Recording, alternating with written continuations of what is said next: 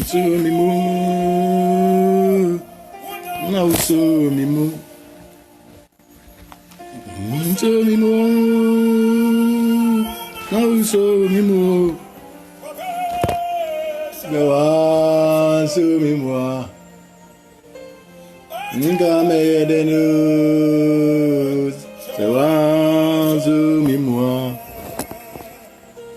ngame yedenu.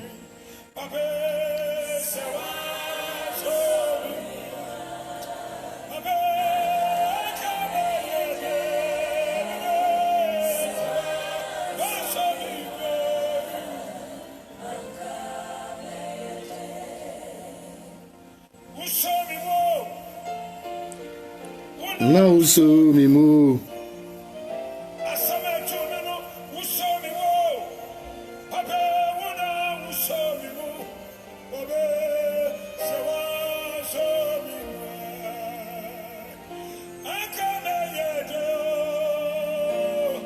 sewa sumimwa, ngame yedeng, sewa sumimwa.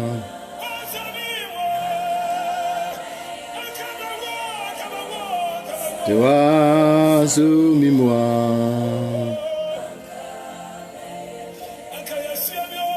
sewa sumimwa,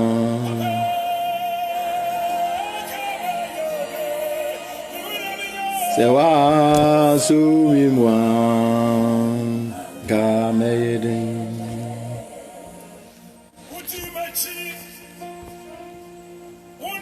Udi wame.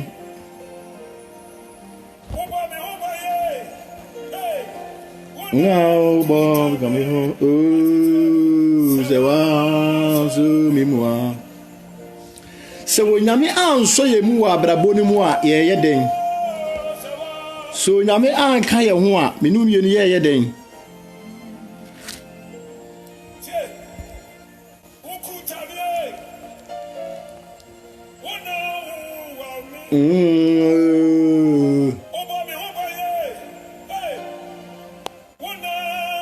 Eyo nyame na abɔ me no bi no ye ho ban ama afi esan ekwa wie eni bebire ne start ye nanso etwe ne ye hu wo mo bie mu eyo nyame na so ye mu eye tumi bi na akita me no mi no ye mu a ye da so etiase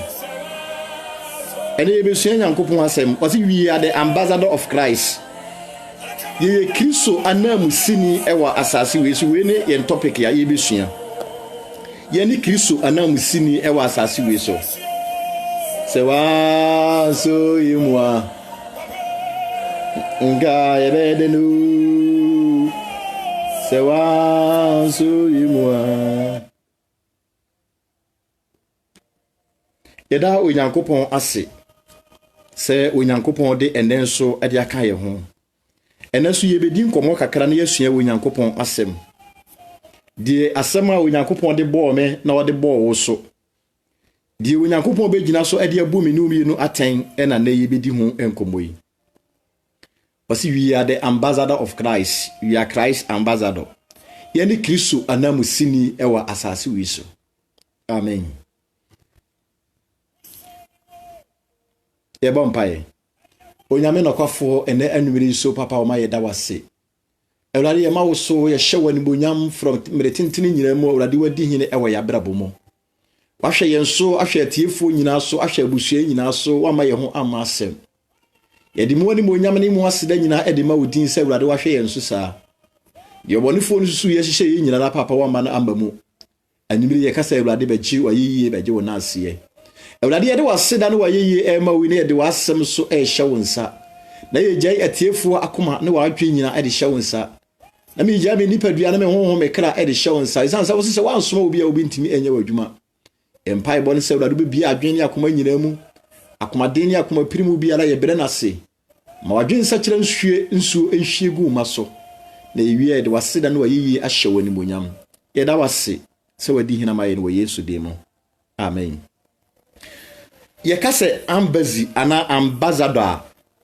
ye hwɛ wiase ahenie mu a ɔman biara wɔ anamsini a wosi ɔmampanin no anamu yɛhwɛ ɔman Ghana yɛmampanin ne Nana Akufo-Addo enti ɛnam sɛ wonye Nyankopɔn enti ɛna wayi nanamusini sɛ ɔmonko represent na ɔmonko gina nanamu ɛwɔ amanman so ɛsan sɛ wonye nyame nete soro ohunu wiase nyinaa ohunu kuro nyinaa ohunu amanman nyinaa but ɔmampanin Nana Akufo-Addo enye nyame even kura Ghana wote no bebi a wote ni fie wo kakra kura elia na wo na dan na wo hyemu no kakra na ohunu ne yekoso wo ho ɛninti no wayi nanamusini ɛwɔ Italy wayi ne namusini ɛwɔ Belgium wayi ne namusini ɛwɔ Germany America baby bia nipa ana aman wo bia no ye wo Ghana embassy ɛwɔ hɔ ɛninti dwumadie bia embassy ni edi no o gina ɔmampanin ni namu ɛna eden edi enti sɛ yɛhyehyɛ mmara wɔ Ghana ebi to embassy no ɛne na embassy no de eden edi yɛ adwuma ɛne na embassy no ana ambassador no yɛden edi yɛ adwuma wontimi emfa ne mmara enye den embu nipa a odi on so ɛwɔ kuru no mu ana ɔman no mu ogina Ghana mmara nyinaa so na ɔde ayɛ den edi yɛ adwuma nti yɛbɛka sɛ ɔhyɛ ɔmampanin Akufo-Addo anaase ɔhyɛ n'ase amen enti sei ɛnetie sɛ yɛn nipa mpo yɛayɛ ntotoyɛ a yɛman panifoɔ ayɛ den ayi nipa a ɔmo hyɛ ɔmo ase a ɔmo de mmara ma ɔmo a ɔmo di so a ɛne na Kristo ɛbɛkasa kyerɛ menumienu ɔkasa kyerɛ didifoɔ sɛ menumienu so yɛyɛ Kristo anamusini ɛwɔ asase wei so Kristo ni a wotie me wona me ne edi nkɔmɔ nyame sɔfo a wotie me wona me ne edi nkɔmɔ woyɛ Kristo anamusini ɛwɔ asase wei so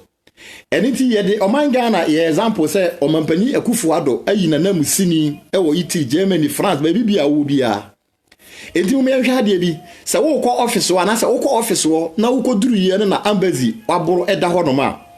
ɛdeɛ report ɛna wode kɔ akɔma ɔmampanin Nana Akufo-Addo ana sɛ wo kɔ duru office wo no na sorry to say sɛ ɔne ma ɛdeda wo office wo no ma report bɛn ɛna wode kɔ akɔma ɔmampanin report bɛn na sɛ ɔmampanin Nana Akufo-Addo so ɛte saa information na anamon bɛn ɛna wobetu afa embassy no ho we nyina ayɛ nipa ɛnhyehyɛdeɛ metwa saa mfonyi we ɛde akyerɛw because ɔmampanin Nana Akufo-Addo ɛte sɛ embassy bi wɔ Italy embassy bi wɔ Germany France Spain na wate sɛ waboro da bia wokɔ adwuma no waboro ɛda ne office a megidi sɛ obeyi na di wo mane nkoso enkasa bi a wɔyɛ MPP ana wɔyɛ NDC ne nti no wɔbɛma na ayɛ den atena hɔ agu nanim ase esanse sɛ nim guasie no ebika dem guasie na embassy ni namu no ɛka ɔmampanin Akufo-Addo saa na ɛka ɔman Ghana enyina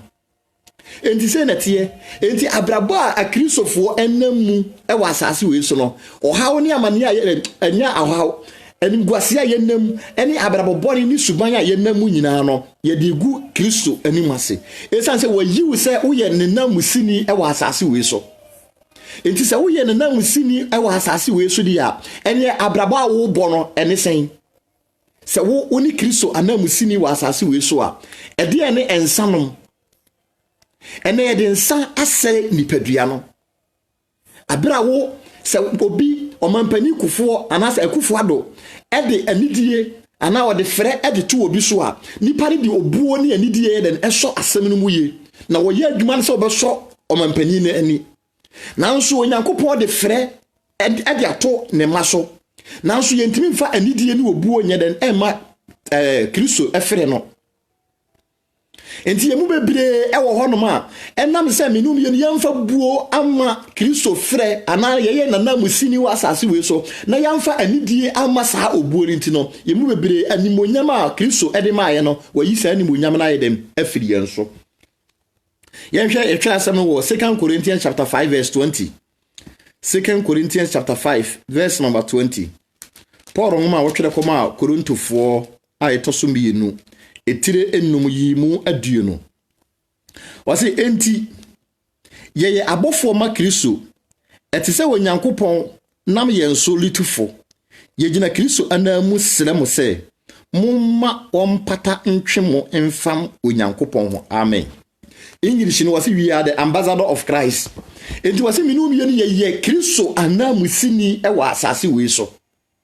Enti Kristo anamusini bia no ese abrabo bia ese minum ye den ye bo. Ese anamo bia ese minum ye den ye tu. Se minum ye ntimi entu sa anamo no ne ya mo abrabo a efata ambazi anasa ambassador of Christ ya. Enye atemu ben na Kristo e de be ma minum no. Atemu ben na Kristo e de be ma yen. Esan se omampani akufo ado de shebre na position e de hye obi nsa. Na se nipa no antimi ni position no wantimi anya adwuma ni ya. Na wotimi yi no firi ho no ma. Eni emi se ho se nipa mpo ya de na se wa anya ni ye na wotimi twenwaso a. Eni asotwe ben na Kristo so e de ma yen adwiase anase agidifo nyina. We are the ambassador of Christ. Ya brabo ayebo.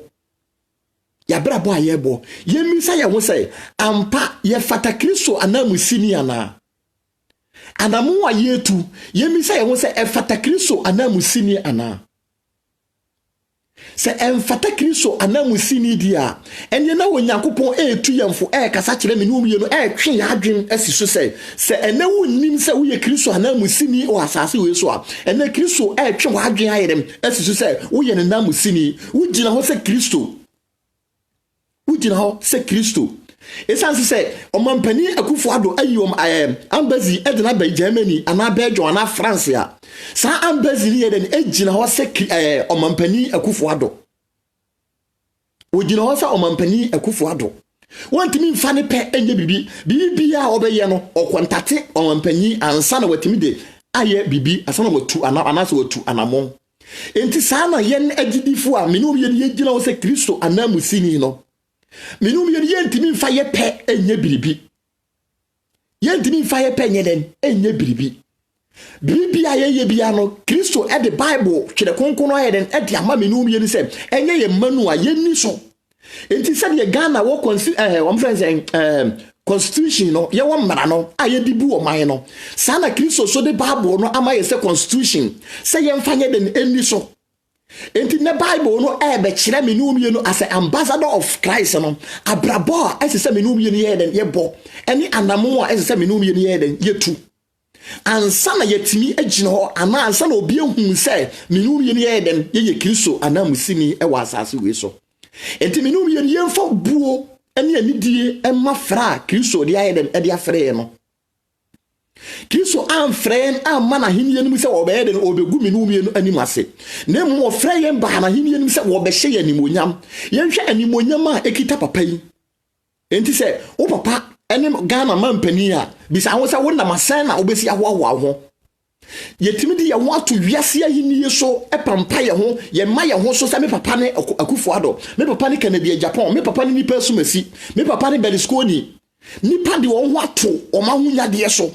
nipa de anidie edi ma ahunyade nipa de obuo edi ma ahunyade nanso obuo ne anidie a esese ye di ma Onyankopon frɛ obuo ne anidie a esese ye di ma mogya ebehwiegu ma ye no enne nipa ntimi mfa obuo ne anidie enye den emfa ma Kristo mogya a ebehwiegu ye no enti ne nipa de ne pɛ eye de a wo pɛ nipa emu Nyankopon asɛm biem nipa nsuro Nyankopon biem nipa nsuro Nyankopon biem. Enti se akufo ado anasa omampani akufo ado wa appointi obi as ambazi na se nipa na amfa obuo ne anidie amfa ma ye mampani a omampani ye den agi position ye den efiri ni nsem na wa lupresi nipa foforo e de na be hye na namu enti ye mu bebre na koren e da yen so ye mu bebre Onyankopon frɛ yen ye mu bebre onyame ani onyam ye den e wo yen so nanso enama nidie ne obu a yamfa ma frɛ ni nti no onyame yi saa ni onyam ne adom ne ye den efiri yen so na mi tuufo kasa kyerɛ wo sɛ enka achi ema wo sɛ wo be san wachi na wo ni Kristo ayonkofa no mu atimi agina afi Onyankopon be san ye den e de wa ba no ho esan sɛ wonu nti yem sɛ be ya menum ye no odo ayonkofa e be da menum ye no ye ntam nti e na Kristo ye den e be wudi ma yen esan sɛ na ayonkofa bi da nipa ene Onyankopon ntam na Onyame kasa na nipa ye den ete na nipa ben Nyankopon na nipa ni Nyankopon na ye den edi nkomo nanso bɔne a nipa ye ni nti ayonkofa no mu be ye den mu beteye Enti na Kristo ye den eba asase we su se wo beba ama ayonkofa na eda nipa ne wo Nyankopɔn ntam no sa ayonkofa na sana ye den aye adwuma na nso yemi se ho se enne Kristo be wu ye no yemi se ayonkofa na eda wo ni Kristo ntam no sen ene sitie Kristo kasa bi sa wo se wo tene ne ana enne minum ye ya brabo aye bo emfata Kristo ahini ma emfata se ye ambazie ye ambassador ye dia yepe amen ye ko 2 Corinthians chapter 3 verse number 2 what say 2 Corinthians chapter 3 verse number 2 eko what say muni yen krata a watwere no yen akomamu a nipa nyina hunumu na wakenkan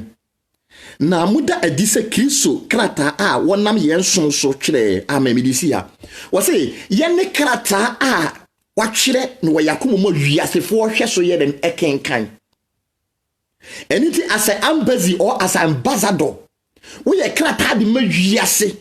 say the Matthew ka say yeni wiase han anase yeni wiase enchene wose say minum ye yira ye da enchene yira ne da enye ma hwibiem ti so hwiegu amanipa ye den etietia so enti ne Kristo kasa kire minum ye ni say minum ye so ye krata wiasefo wona won giniye wona won mfa nyame asem nya hwe wona wanti Onyankopon asem no wose minum ye ye krata ye nhwesode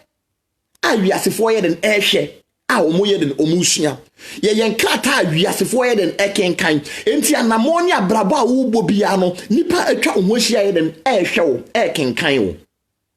nipa betimi ahwe wo ahunu Kristo nipa betimi ahwe wo ahunu Onyankopon sana nipa ya so betimi ahwe wo ahunu bronsam de bentia esanse bronsam ne ma no bi ye den ewo mu bronsam ajapade ne bi ye den bi wo mu enti ne Paul tumi ne umyenufo a wotie me Onyankopon kasa kire obi onyame kasa kire me nua baabi me nua bema bi se me no umyeni ye wiase krata ye krata asa ambazi esan se ye hwe wiase a se de me di ye mampani na na akufo ado ye example no ye wo ambazi bebire wo hono ma aman na omudi abso pani no nipa bebire atwere omo report bone den edekọ sana yewo embassy bi no hono ma edani dan nyina ano omo de omo information eye good e de koma omampani enti eden say ubetimi yi sa embassy na eden afiri ni position na emom de ye de ne ho report a eye bone e de kɔ no sa nipa no enche na yi na eden afiri ni dibia so enti na Kristo say menum ye no ye krata awiasefo eden ekenka ye enti me nua ba wutie me yemi say ho say sen e na nipa esi hunu wo fa sen ena nipa eden ehunu wo fa nipa atwa wo hia no sen ena wo eden ekafa wo ho nipa kenkan wo nipa hwe wo wabusua hwe wo wadamfo bi eden hwe wo bisa wo say hwa ye hwe wo no kenkan ye kenkan no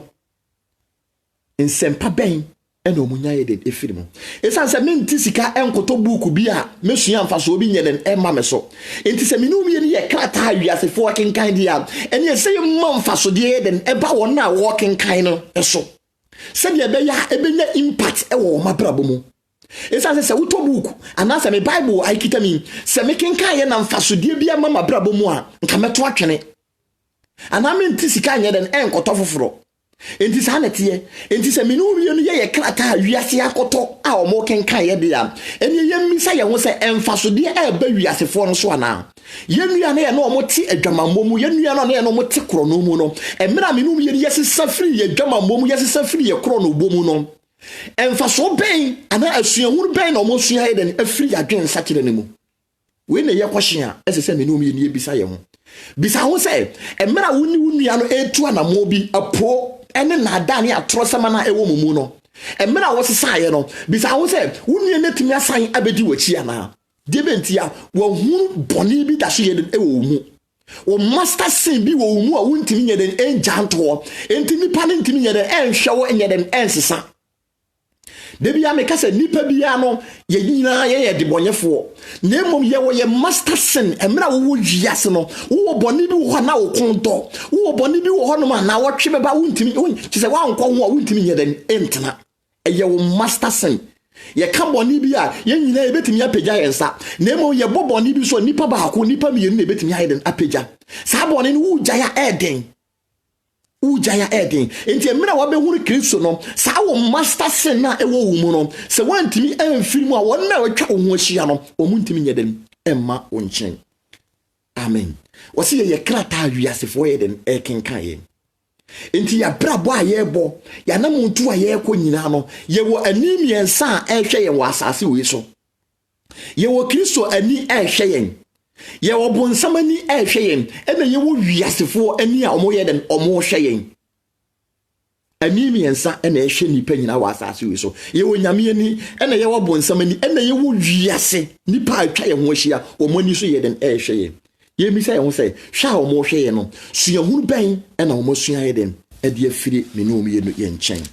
onyankopon emwa ye mpa na yentimi entu na asem ho anamo na onam so enhira ewo na asem mu no menum ye no yensa atumi akabi amen ye ko 1 Peter chapter 2 verse number 9 1 Peter chapter 2 verse number 9 menum ye no ye kasafa ambazi ana ambassador of Christ enti menum ye Kristo ana musini ha no menum ye bobɔ ne ma bi so ye wia na ye yi abraba ense as ambazi abraba eni kwansa wo ye de no obɔ because medical culture say so mampani na akufo ado ayi ambazi bi a ɔhwɛ US ana say Canada ana say Italy so na se oba na obeti say sa ambazi no ayedan aboro eda abonten a obeyi na di afiri hɔ enti sana Kristo mu no so no wose menum ye no so ye represented ye ambazi ye ambassador of Christ enti say menum ye abraba ye bo no say yentimi amoni ye Kristo tiri ye den eyi ye mfiri na konwa so amen enti 1 Peter chapter 2 verse number 9 o say na modie mu ye abusua a wayi won ahene asafukuo oman konkono oman a wafa won aye ne dia say monka dia wafrɛ mu afiri esum mu ba hainu mu a eye wanwa mu no amani ye nkire amen enti wase esane say menum ye ambassador of Christ nti no wase ye ne ahenie no ye aheman ye asofo ye ahema ye ahene enti che akristofo ye bo eden esane say the midi kan ka say Akufo Addo ma invitation sorry omampanya Akufo Addo ma invitation na se wudi obuo ne anidie den esomu a saa na Kristo so ka kire menum ye se ye bani mu a wa ye aheman ne asofo enti di kan fa obuo ne anidie e ma fra Kristo ayeden afre wo no ene Kristofo mu wo mo sa wo ya asofo Kristofo mu wo mo sa wo ya adehye Kristofo mu wo mo sa wo ya queens wo ya aheman ohema anything Yahudi na Kristofo ye den edi because of say one te fra Kristo di ye den efere no no won hu say we ye Kristo anamusini e wa ha esa say min jini say ambazi bi wo oman bi so ha fuke say osugu ni yem say be bia omanpanyi Akufo Addo na kwotena no e ho nye osu no busumi dura wonya na ketua enti nani ye den eje obi mpo pesa position no sana Kristofo so ese ye ma ye ni ye den eje say Kristo say menum ye ni ye na namusini e wa asase we so e wo 2 Corinthians chapter 5 verse 20 was ye ambassador of Christ enti say ye ambassador of Christ dia eni position ya Kristo e di ye gina no moma ye mfa anidie yemfa anidie yemfa obuo nye den enso fra Kristo e dia free mu no e na 1 Peter so kasa kire menum ye ni say yeso ye den ye abusua onyankopon ayi yen a ye konkono ye na safukuo ye ne sofo ye na heman enti se Kristo se wo ye ohema Kristo se wo ye ne sofo a ede ne jawdie ede ne bone ede ne nantitwa ede ne wotan nipa mu nyame nipa mfari nyame Kristo tu menum ye no fo kasa kire menum ye ni se menum ye no yemfa ye nipa duansi wo se afode a etiase yemmo ya brabo se Kristo anamusini e wa asase we so eniti 2 Corinthians 5:20 na me yehu say ye Kristo anamusini sana 2 Corinthians chapter 2 verse 3 to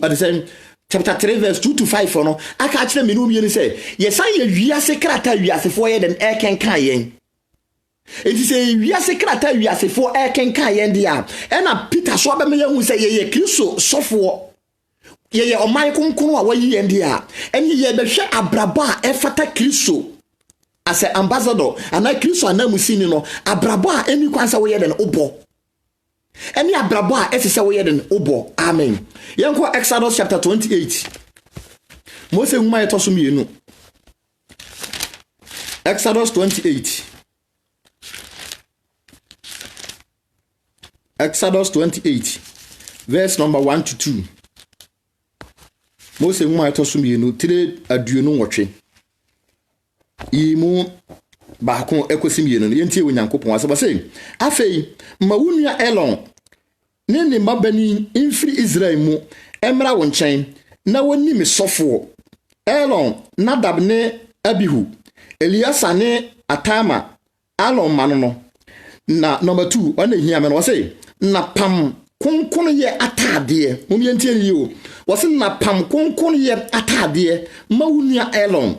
animonyam ne feso. Amen. Enti na se Kristo mu no enye Kristo ni bia anase as an ambassador of Christ Kristo anamusini no enye atade bia enesesa wo ye de no hye we ye nyankopon Moses ni nyankopon enkita hodie wose wunua Elon amayi ni se woni me sofo no wose pam atade a eye konkon wa efata animonyam ye de ewom fama no now so ye mi say ye wo say entade ben ene ye hye ewo nyankopon fie ene kristofo edadaja ewo nyankopon fie ene kristofo mu nyame mfa nyame asem enya hwebiem Moses ene wo nyankopon ene ne kasai wo say ka kire Alon na ye mpam atade a eye konkon atade a ye den efata atade a esi na nayase na fama osofo Elon na woni me sofo enti as an ambassador of Christ we Kristo anamusini fit first Peter so ama yehu se menu bi ye asofo emra ye ba be di Kristo adi ye ba be fa Kristo se ye kra na ya genkwanom ye Christ ambassador ye Christ asofo ana ministers enintini enne atade a na ehye Elon no enne bi ena na agirifo esese ye di ko onyankopon fie wuntimi hya atade na sori ti se umpoku ya iden eguo wuntimi hya atade sori ti se na wonamu nyina iden eguo wuntimi hya atade na wo hu nyina eguo na wachi nyina iden eguo mumma yemfa ebuo emme nyankopon se ye ko office bi na yitimi di buo ni suro e de masa ampanifo na wo sa position na mum ye ni kan fa ebuo ni suro nye de emme ye nyame a wo frem ana ye nyame a wo ma ye nkwa na wo ma ye ahome no mumma yemfa obuo ni ani die nye de emma sa nyankopon no wo se mma Elon mumpam atade a efata mumpam atade a eden ese emfa ma Elon Diebentia nyankopon amane se oye wosofo enti se menu bi ye so ye Kristo anamusini ha na Peter so ema ye hu se menu bi ye ne sofo a wayi ye ndia eni ye mi sa ye ho se entade a ye hye e ko nyankopon fie no e fata Kristo anamusini ana entade a menu bi ye hye no e fata Kristo anamusini ana na se emfata Kristo anamusini dia enyamum yenti asembi yenko Deuteronomy chapter 22 verse number 5 Mose nwa etoso num no etire aduonu bienu yimunum Deuteronomy 22 verse number 5 ene asofofo edada nipa enti na yenka yentade hye ho asem ewo nyankopon fie enti na wura onyankopon fie na woko discourse ya who different between Christians and worldly peoples who Kristo ni ba say we ye Kristo ni ba who say ye wiase ni ba ene ya ka ye wide and abom ye hu different ye ntimi separate ye ho ena Kristo fo ntare hye nye wonko nyankopon fie mira no na wabɔ adwaman wonko nyankopon fie mira na wadwe aye den asɛn asofofo ntimi nye den enka ho asɛm asofofo ntimi nye den enka ho asɛm ena ntare bone ena ekoso wo nyankopon fie yenti wo nyankopon asɛm Deuteronomy chapter 22 verse number 5 what say ania Deuteronomy 22 verse number 5 yenti wo nyankopon say oba enhye oberima ade na oberima so infra oba entoma efiri say won a woyo ye nyina ye awurade won nyankopon achiwade praise God ene won nyankopon kasa kire oba wutie me onyame kasa kire bema wo ye wutie me wo se oba enhye berima ade sana berima so nyeden enfra oba atoma na won na wo ye sa na eye won nyankopon achiwade nanso na yenhwe puppet so o ma mu gire ho eto nwom mo yenhwe puppet so ema preachers Yenhwe trousers ya oye den ehye omo no ma pompe omo to edina puppet. Bible say wona wo ye sane ma ne den eye Kristo achiwade o mu ye Nyankopon achiwade. O Nyankopon pese wodi nani ye den ehye wo. Enti se Bible we Nyankopon aka kire we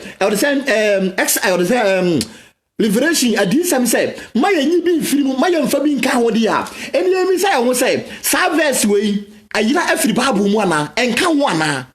Eni ese ka ho dia eni wo Nyankopon kasa kire oba wutie me onyame kasa kire sofo a woda asafo no wontimi ka nokore enkere enua maamo ene asofofo de ma ekɔbɔ nsam gyem asofofo esan se ye hwe wiase a ema eni nipa ebu asofofo pa ema ebu asofo ebadu wo hokron obadu wo ha obu sofo kronpo sene ni kunu wotie sofo ni masem esene ni kunu eye good. Enti ka sofo no de nkyerɛkyerɛ wei kyerɛkyerɛ ɔbaa no aka kyerɛ ɔbaa ne sɛ wo hyɛ bɛma trousers ya wo kɔ bonsam dem a enka ma ebenyenye nsasua enka ma bɛtwe wo waye dem afiri saa de no ho nanso ne yɛmfa saa nkyerɛkyerɛ wei nye den enko Onyankopɔn fie ɛnna me sɛ magira puppet na ɔmo hyɛ trousers. Bible say wɔn na wɔyɛ saa ne ma no yɛ akyiwade ɛwɔ Onyankopɔn anim. Enti se na oba wo hye trousers ejina puppet wo hye trousers e de kwa asode wo hye trousers e de nam wadwuma mu a Onyankopɔn se wo ye wachiwade enti se wo ye Kristo achiwade a how much more se wo kokoto nanim se me bɔ mpaye se wo chiri ade bi a ye hwa ade bi ye wo se metan e na ye wo se me chiri ade a wo chiri no wo mpese ade ne ye den eben wo mpese wo di wani ye den ehwe wo mo a wo matena bosomfie no edura bi a so mu chiri aponche nkuruma na asefo enti se bosom ni chiri aponche a wodi mfa aponche ye den emben bosom no de benti a wo chiri enti Kristo say oba bi a wo hye bema atade bema bi a wo hye oba atade no wo so wo sa nipa no ye den wo ye achiwade e wo Kristo anim wo ye achiwade e wo Onyankopon anim.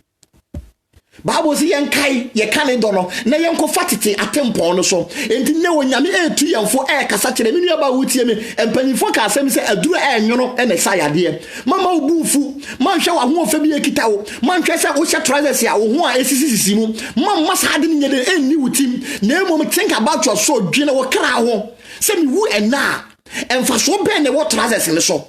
se mi wu ena trousers ne me de ko hen enti trousers nti mi bewu akoda bonsam gyema na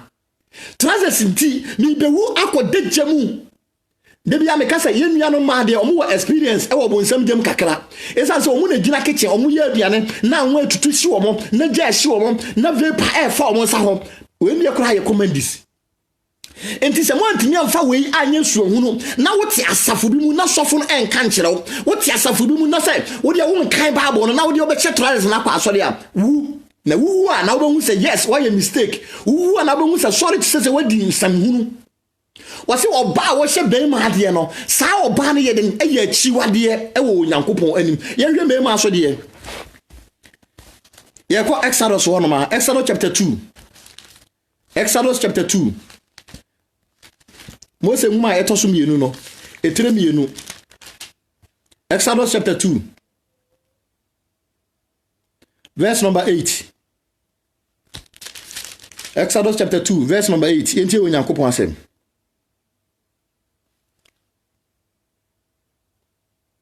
Exodus chapter 2 28 sorry Exodus 28 sorry Exodus 28 verse number 42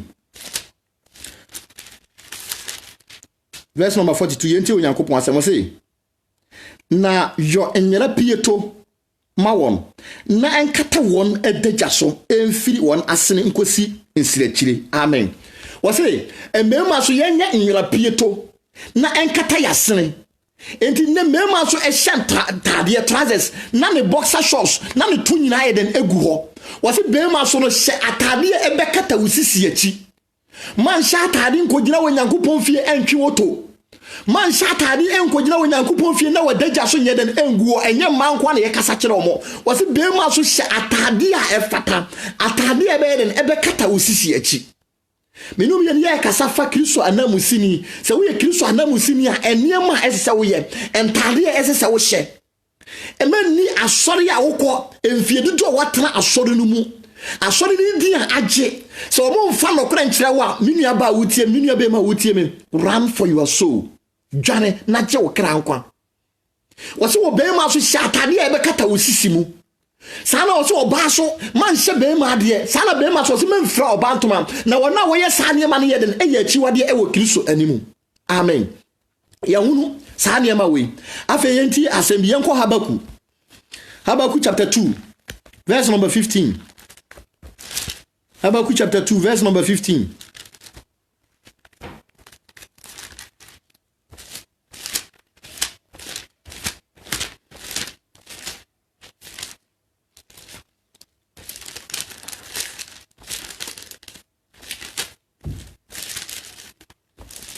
Habakkuk ni ya amen.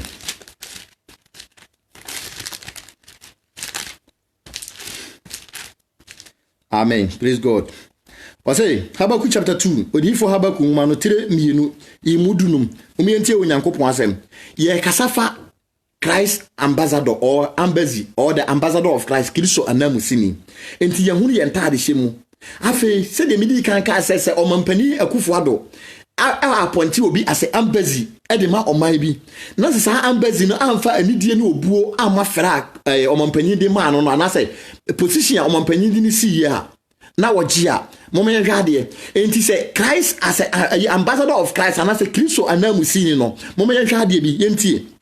wase die wo a wo ma wo yonko nom na wo hie wo anibregu o hie won anibregu nanso wo ma no boro na wo hye won adagyamu moment yentie bi wase die wo a wo ma wo yonko nom na wo hie won anibregu no mu nanso wo ma no boro na wo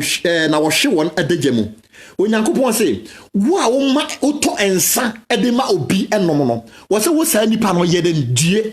so Onyankopon ka kire se due a wo se nipa mpo ka kire se due a hwe consequence hwe how ne amane ye den ewo ho enti Onyankopon se wo nipa no wo nom sa wo se wo a wo ti sika eto ensa ema obi nom no wo se wo sa nipa no ye den due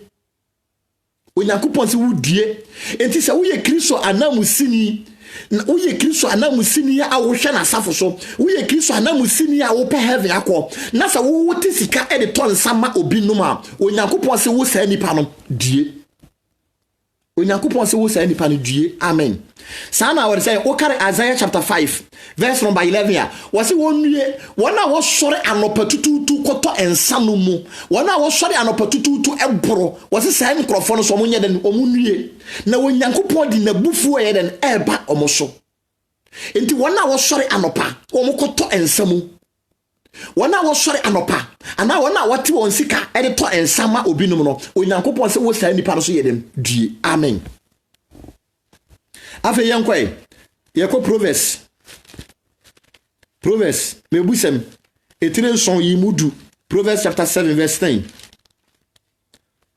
Proverbs 7:10 yentie Onyankopon asem wase na hye oba bi hia no ofire adwamanfo tam na koma asene amen wase Solomon asem no wase wo hia oba bi na saa oba no ye den efire adwamanfo tam enti saa tam saa dress no saa ntade no na ne ekoso Onyankopon efie adwamanfo tam esan se ne wo ko prostitute ayi adwamanfo mo gina kwan wo na wo hwe ntade a ehye wo mo a saa ntade na ama ne ewo Onyankopon efie saa ntade no eno na eko Onyankopon fie enti yemi se ye ho se ya sofofo na omoda ya no enti wo mu ya na se de last week mi kaye no omo nwini yenkra yenso no ho ba bia yewu a yekra no ye den eko dia wodwen ene tight dia omo dwen ene affordable omo usika ena asofofo ni hia omo hia wo nkwaje enti me nua ba wutie me nua be ma wutie me e bread se wo so ye den o fa twira asem we na wo kenkan e bread se wo hia Onyankopon asem e bread se wo dwane na wo hwehwe no kore nkyerɛkyerɛ no na wura mu bi na hwe mfidi do owura asore bi mu wasom ache dwane na je wo kra nkwa Solomon so wo hia oba bi na saa oba no ye den ehye adwamafo ntam yemi sa ye ho enne ya safo mu enne wo kwa asore enne bi mu kwa asore yemi sa ye ho se entade ben na ye de ko Onyankopon fie entade ben na ehye ye mu binom ma ye nua maamo ye hwe ntade a na ehye omo wala mi di kan ka se oba bi wo hono ma wo asafo mu na nso atade a ehye no no wontimi hwe no anyi wani enti unko nyankopon fie mra no na wo bo adwaman unko nyankopon fie mra no na wa brabo ayeden asai unko adwama nyankopon fie mra no na wo di adwen foforo na yeden eba enti oba bi wo ha wo ye warefo e wa asafo no mu na nso na taade ne na ho siesie emfata ware ni enti wo bi pie ho ma wo tini kwase oba na pedie bentia sa oba na yeden ehye adwamafo tam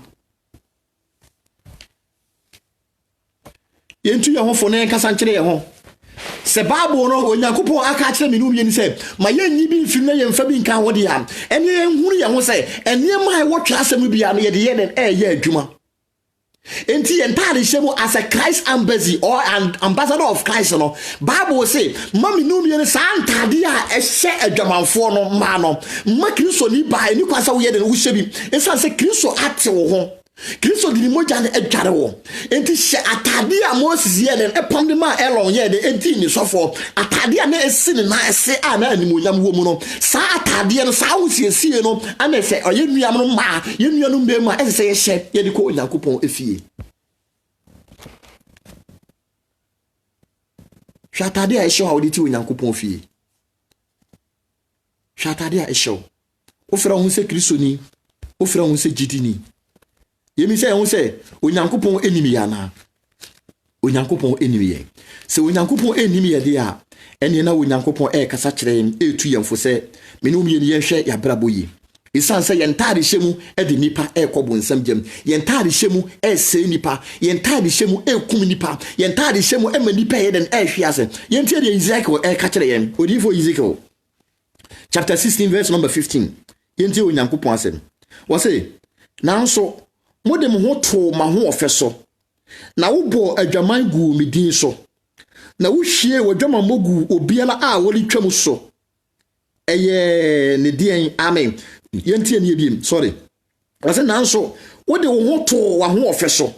na wo bo adwaman gu udin so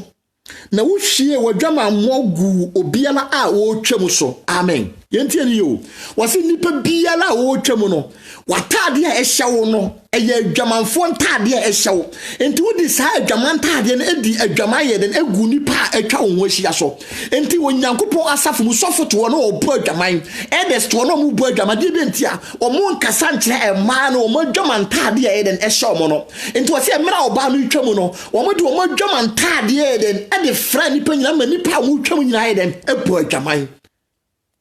yenne ni woni nsia physical eno ne nae na mom huhu no atade a ehye no amani pa na twe na adwen akosi niema bi so enti woni ni pa na ye abo adwaman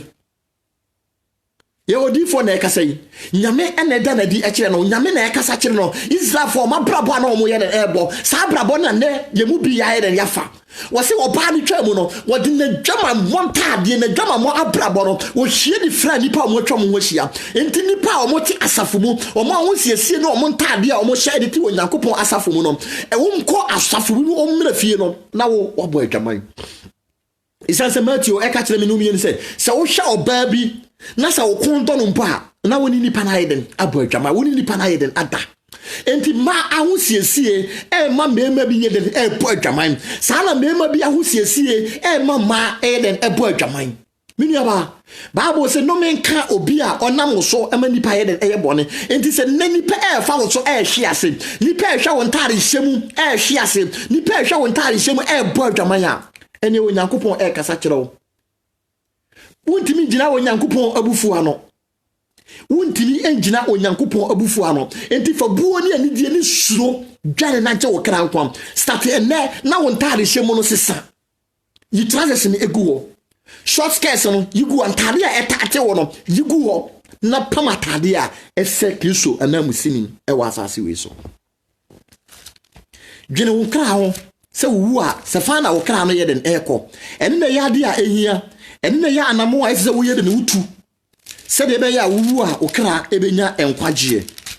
amen ye ko odifo Jeremia homa tire dumiensa yimu aduonu miensa no Jeremiah chapter 13 verse number 23 was it tie ni yo was it Ethiopia ni betumi asachira ne wedie anase osebo be sachira ne ho nyene ye ene mo nso mo betumi aye papa na mo aboneye akokwamo amen was it Ethiopia ni betumi aye den asakira na wedie enti minu bi no yemi say e wo say preaching or kasafa preaching as an ambassador of Christ and a Christo and then we see you as we so no o body o kala na wo Nyankopon ade ama wo no wo ka kire Christo say wa mo wiye wo ka kire wo Nyankopon say wa mo wiye enti wo di nku esesa nipadua no wo di makeup esesa ye beba ho wo di makeup esesa nipadua no enne emema mo pema mo ti Facebook wo hwe ya oba bi di ni makeup be deceive Debentia o ka kire Kristo se Onyankopon se Onyankopon ammo nipadua ni yem Onyankopon bo ne kokko obo no tuntum na tuntum no Onyankopon sori ti se onim nyansa ha ope kokko na wakotonku na wapo wasi Ethiopia ni betimi asesa na wedie ana wasi boso betimi asesa na wedie ana se wontimi asesa wedie dia ne onyame kasa kire wo se enku a wato a opesa wo sesa wedie makeup tuna egu honom na wo de sesa wo body no Onyankopon se dwane na firi ho se wontimi a Onyankopon se dwane firi ho onyame bo kokko woni se we ene ye animonyam a efata wo woni se wo ye tuntum we ene fata wo enti na wodi obia ade den asini position no enti man rashe man fa body we enka nkere Onyankopon se Onyankopon anye den ammo wiye se the moment ya wo be paw ho no wo ka kire Onyankopon se Onyankopon anye den edim nyansa Onyankopon anye den ammo wiye na sa wodi onipadua we edidi Onyankopon atema bisa ho se atemu wo no wo be fa hin amen yenkoi yegina Old Testament ho ache yenko 2 Timothy 1 Timothy chapter 2 verse 9. 1 Timothy chapter 2 verse number 9. 1 Timothy chapter 2 verse number 9. Yenti Onyankopon asem. Wase sa alanso na ma inhye atade a ese. Mfa ani a ewu ade ne adwenemutie enkeka wo ho. Enye mesabo ana sika ana ahwene pa ana atade a ewo ebo mu amen wase emma so monhya atade a ese a eye aniwuo ewu ade ese enye mesabo nyame so no enye mehyibo nti wo kasa kire menu mi se ma monhya atade a ese atade a enye abodin a wo ti sika koto ya atade a ne bo eden etin wase ma ye mo mesa enye mesabo enye mesh yebeyi verse bi wo Isaiah chapter 3 verse number 16 e ma mo bo mesh no wase wodi ekuro beto mapampam oba bi a wo ye sa ne ma no wudi adanse se na wuti ase nyina ekuro amen bebire ti ase ayeden apa yebeba ho enti wase ma monhye atade ayeden ese monhye atade a efata de eye aniwuo wo sha kese ekata wani wuo so ekata wadeja so santa de na enye de yenhye enye mesabo nyamesom no enye mehyibo nyamesom no enye atade ane bo den enti because of ya ho siesie enti ne oba bi ntimi nkwa asore ene bema bi ntimi nkwa asore de bia mema de kra o mu ni problem ema o mu ntimi nkwa asore de benti ya na tade ba akope enti wontimi nwura Onyankopon fie wanya sika anyelen anye niti enti wanya wontimi nko Onyankopon fie enti na Onyankopon se yenyi saa ne ma nyamesom enye mesabo nyamesom nya ahosiesie na emom nyamesom ya atade a ekata ye ho atade a ekata ye dagya so atade a obi hunu ye dagya so esa se oba Onyankopon abo wo de wa ma be ma ba akope esanse bema ba akope emu na woyi wo de firi ye enti wode wo asi wo ade ama bema ba akọ nanso wayi wo dagya so wiase nyina awunu wo dagya so wiase nyina awunu wo dagya so enti bisa wo se sa ade na Onyankopon bo ye ne nkom hya wo kato wo so se oba wukunu ye ba akope no bisa wo se watimi afofe de sa promise na hwe dwaman ya waboro hwe mema omo ne wada ewo won taade hyemu menka na abema no obata na emo wo de won taade hye ama mema bebire ne widen ada obi wo kura wonnim ne da nso won na widen ada ase ma monhye atade a yeden ese emfa ani a ewu ade ani adwenemutie oba bia na ni emu ade oba bia wo mu ade oba bia wo mfara ade wo shat ade na ne hu guo kro mfa ho ene oba bi mfa ho se sorry to say what the pant nko abekwa asore oba bi mfa ho already kura no sorry to say omukwa so omumpokua nyina heden egu onfere na sofo so to heden hye na wo hye no nkom o say mumfa ani a ewu ani atwene mutie enti bisa ho say wo hye atare nsen na wakoma sen na wote fa wakoma ho wa ho siesie na wasiesie se wo ko Onyankopɔn fie no sen na ekasa kire wo amen yankwe yako second 1 Corinthians chapter 6 1 Corinthians chapter 6 1 Corinthians chapter 6 verse number 1 Corinthians chapter 6 verse number 19 to 20 Oma yeti Onyankopɔn asem wo say anase munnim se munipadua ye honhon konkon a ewo mu a munya firi Onyankopɔn ho asɔre dan na monne mo ho na woto mo aboden enti munhye Onyankopɔn munipadua mu munhye Onyankopɔn anim onyam munipadua mu amen enti Onyankopɔn say munnim se munipadua ye Onyankopɔn asɔndan a Onyankopɔn honhom ye den atim mu na munnim se Onyankopɔn eto mo aboden enti yemfa ye nipadua we enhye Onyankopɔn anim onyam enti ne Onyankopɔn kasa kire wo sei na obo utuntum obo kokɔ obo utiatia obo wotenten wose fasa nipadua ne yeren fa hye nanimonyam wose wonne wo ho enti wontimi fa niam bia nye den enkeka nipadua no ho wontimi fa niam bia enka nipadua no ho Nyankopɔn nim se kokɔ na be fata wa nka obo kokɔ Onyankopɔn nim se makeup na be fata wa nka wo ready no makeup no bo a oya na achange wo face nka wo de sa face ne yeden ema wo enti wose wo nipadua ye Onyankopɔn asɔndan enti se wo siesie nipadua ne a faade a enye aniwuo a wo sha wo de sen nipa wo hunu a wani be den ebe wani nwu eniema enye bone eniema Onyankopɔn hunu a wontimi obetimi ayeden ahwe ye wontare bebre ni ye ho siesie bebre a Kristo hunu na wayeden wakata nani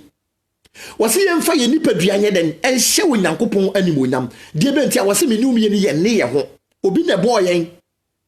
obi ene boye se wo ya akoa ana wo ya afana ana wo ye maid e wo obi fi a wo ne wo ho enti Kristo ka kire bi no mi se yeso ye nye den ye ne ye ho enti entimi fa bibia enka nipadua no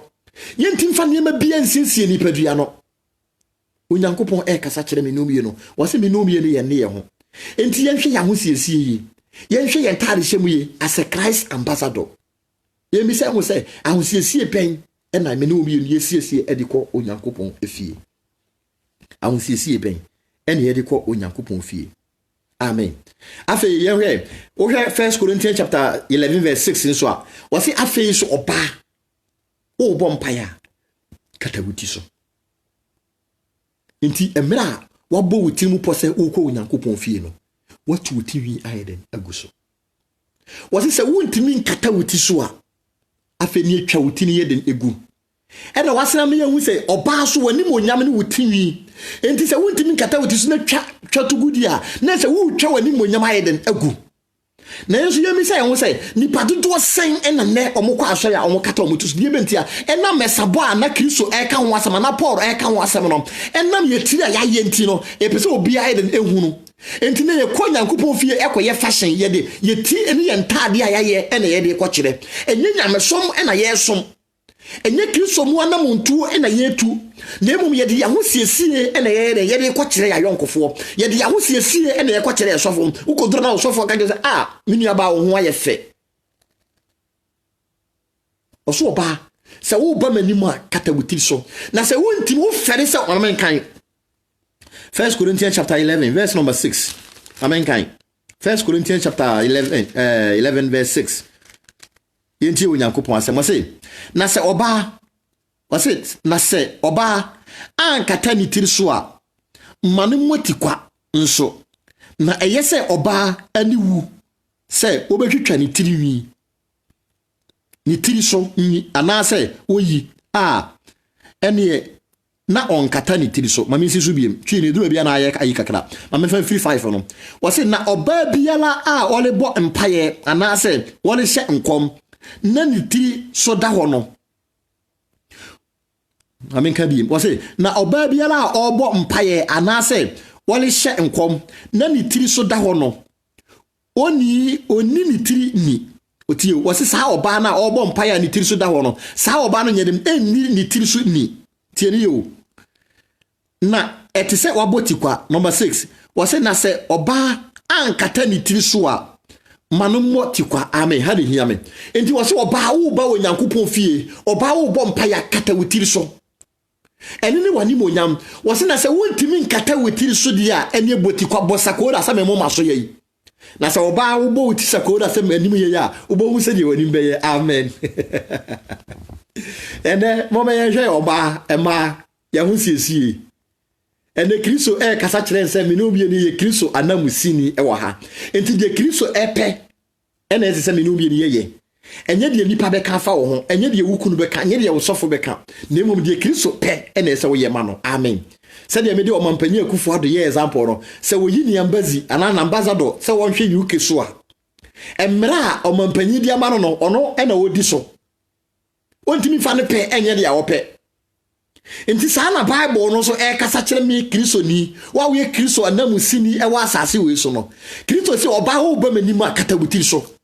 na so ne aso de ne ahanta ni dwe oba ba Nyankopon fie so won kata ni tiri so de benti asofofo aye den atadaye asofofo adisivi wo Nyankopon asofofo afei wo Nyankopon omo nka no kore nkire yenu ama mo biem omo nka no kore nkire asore ma biem na emom de omo hia ne ye tight de omo hia ne ye offering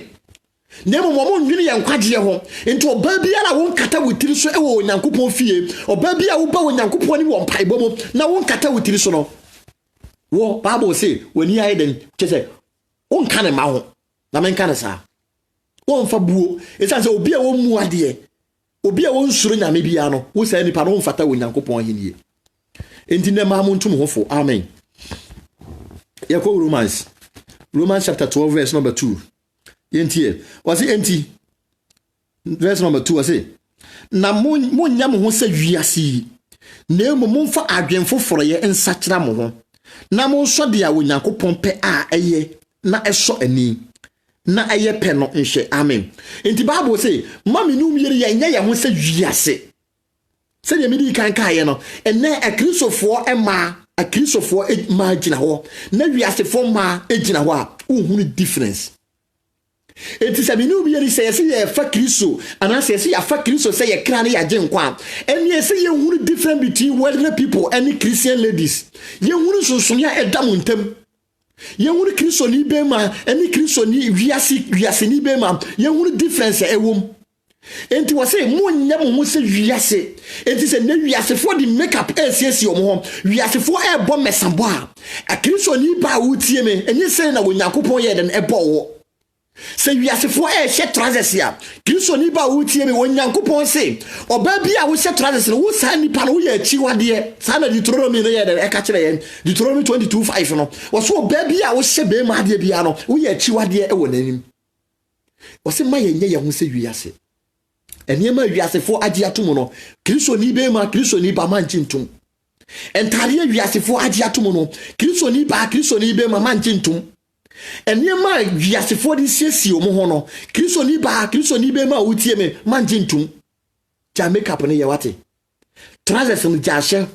na Kristo ani nye den enso na Kristo ani nye den enje wo ho wate na me nhira obibire afa ye hwe ai ha ni hia me no Isaiah chapter 3 Isaiah chapter 3 edi Onyankopon asem ba wiye Isaiah chapter 3 ye last verse no verse number 16 to 17 no tio wase na urade akase